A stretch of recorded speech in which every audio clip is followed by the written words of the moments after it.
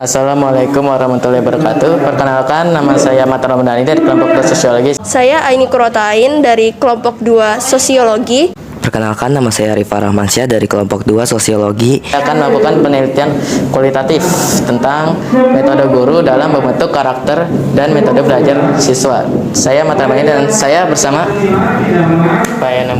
Iya, saya Pak Yana.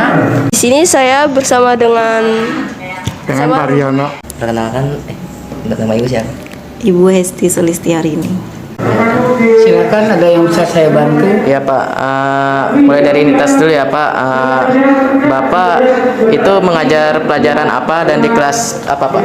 Saya ngajar seni musik di kelas 11 dan bahasa Indonesia di kelas 12. Saya ngajar di mata pelajaran ekonomi kelas 11 dan kelas 12. Ibu mengajar pelajaran bahasa Indonesia di kelas 10 dan kelas 11 tingkat lanjut. Bisakah Bapak menceritakan sedikit misalnya seperti hobi atau aktivitas sehari-hari?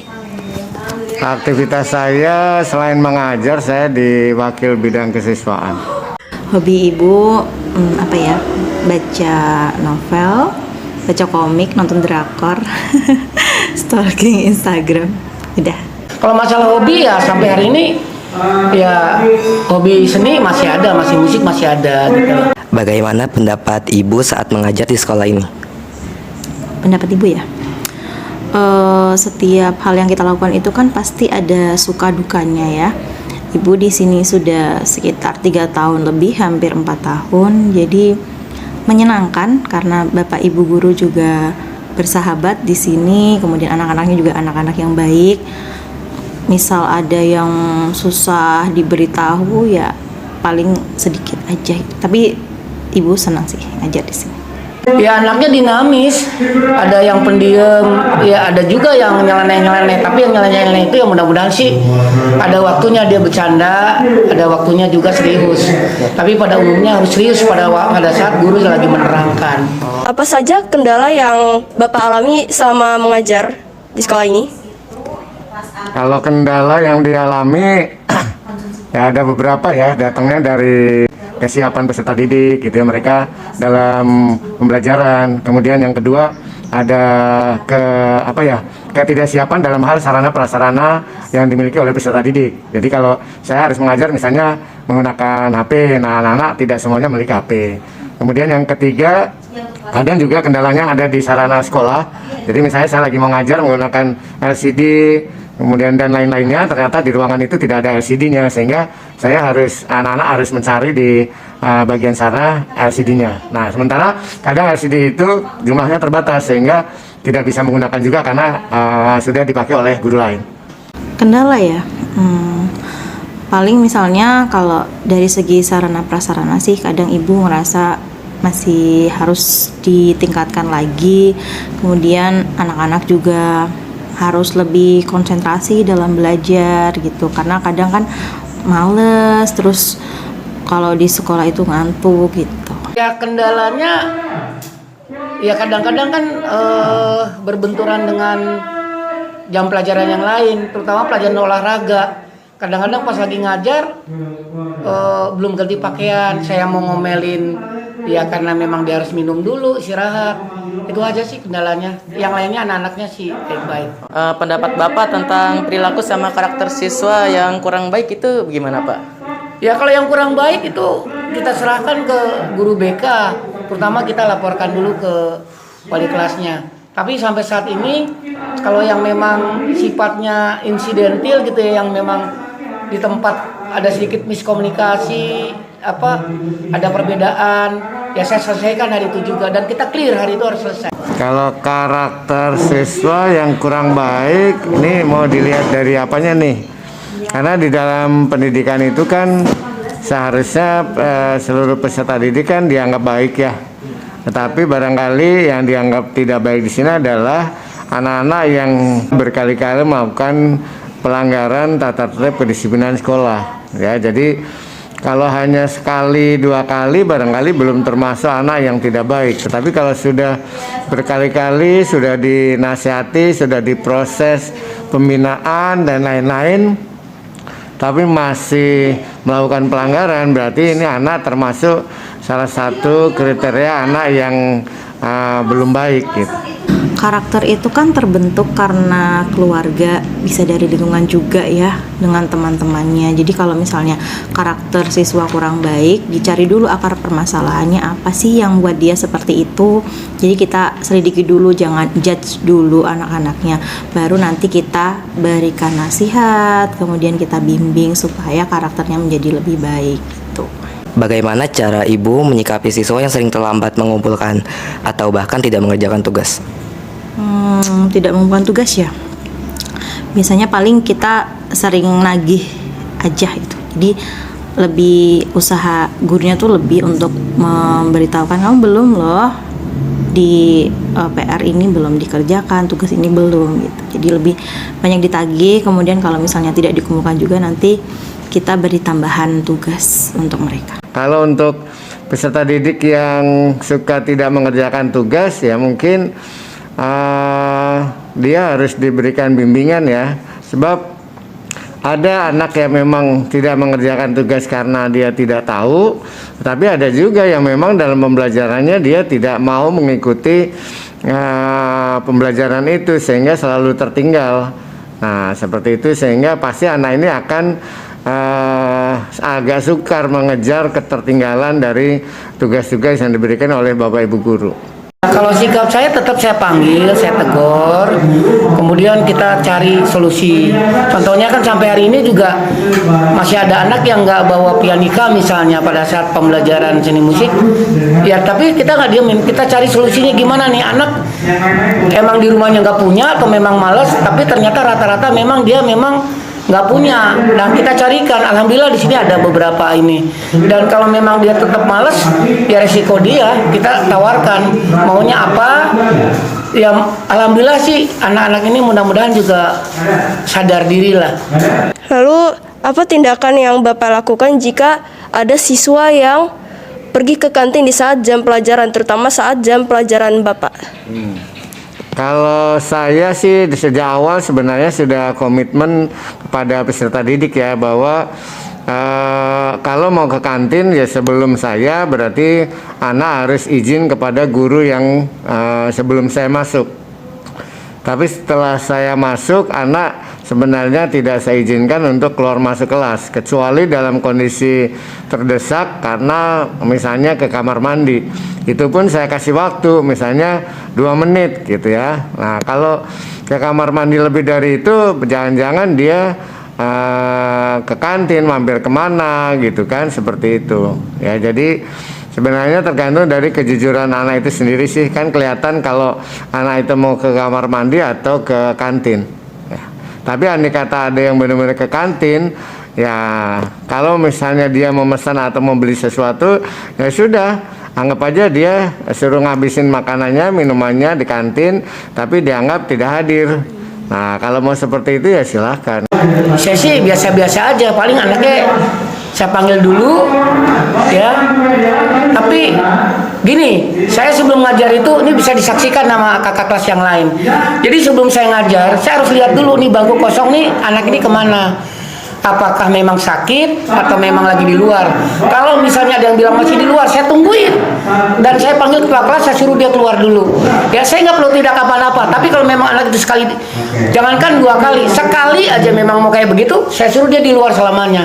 Tapi alhamdulillah, mudah-mudahan sama-sama kita saling menghargai gitu aja. Anaknya juga nggak mengulang lagi, dan saya juga harus memberikan perhatian terhadap anak ini. Kan bisa aja dia lagi sakit, lagi lapar, tiba-tiba tapi nggak ada komunikasi. Nah ini yang perlu kita luruskan. Nah ini juga beberapa kali Ibu temui ya, jadi anak-anak yang ke kantin izinnya ke kamar mandi sih, tapi ternyata ke kantin gitu. Kalau Ibu tahu seperti itu, nanti akan Ibu beri hukuman, tapi hukuman itu hukuman yang berkaitan dengan pembelajaran. Jadi misalnya kalau kamu ke kantin, berarti kamu tidak tanggung jawab ya, tidak punya komitmen untuk mengikuti pelajaran. Nah silakan misalnya buat puisi tentang kenapa ke kantin, kenapa terlambat masuk kelas gitu. Jadi masih berhubungan dengan pembelajaran. Terus dari cara Bapak ngajar, trik apa sih Pak yang dilakuin pas mengajar biar semakin menyenangkan Pak buat para siswa? Ya saya sih udah siap ya. Anak mau benci saya ya saya siap. Anak mau senang sama saya juga saya siap. Karena di dalam manusia itu bersosialisasi. Ada yang benci juga ada yang senang. Nah pada saat saya memberikan materi pelajaran, ya gimana caranya biar anak-anak betah? Ya bukan karena teriak-teriak ya. Ini salah satu, ini saya juga memang karakter saya. Tapi bagaimana kita misalnya dari modul-modul, kebetulan kalau di seni musik, pilih lagunya jangan lagu-lagu yang jadul, tapi tambahin ada yang jadul juga, ada lagu juga yang konsumsinya dari anak sekarang. Jadi anak-anak juga senang kalau anak sekarang, walaupun sayanya juga belajar lagi dengan mereka, tapi mereka ada interaksi gitu aja. Ya kalau bagi guru ya sebenarnya guru harus menyiapkan pembelajarannya dengan semaksimal mungkin ya. Artinya materinya yang susah bisa menjadi lebih mudah. Kemudian mungkin menggunakan media yang ada, mungkin menggunakan trik atau model pembelajaran yang ada. Kalau kira-kira dengan pembelajaran yang seperti biasa tidak menarik, mungkin bisa harus dirubah lagi. Pokoknya bagaimana guru itu menciptakan suasana kelas itu bisa lebih kondusif. Trik ya yang Ibu lakukan untuk membuat pembelajaran menyenangkan ya. Jadi kalau di beberapa kelas itu ada yang Ibu minta untuk memimpin ice breaking ya, sehingga tidak belajar terus tapi ada untuk istirahatnya, untuk melemaskan badan, untuk senang-senangnya. Terus juga bisa dengan permainan, misalnya kuisis, dengan kuis, dengan praktik, itu kan juga menyenangkan. Jadi tidak melulu belajar tapi banyak praktiknya gitu.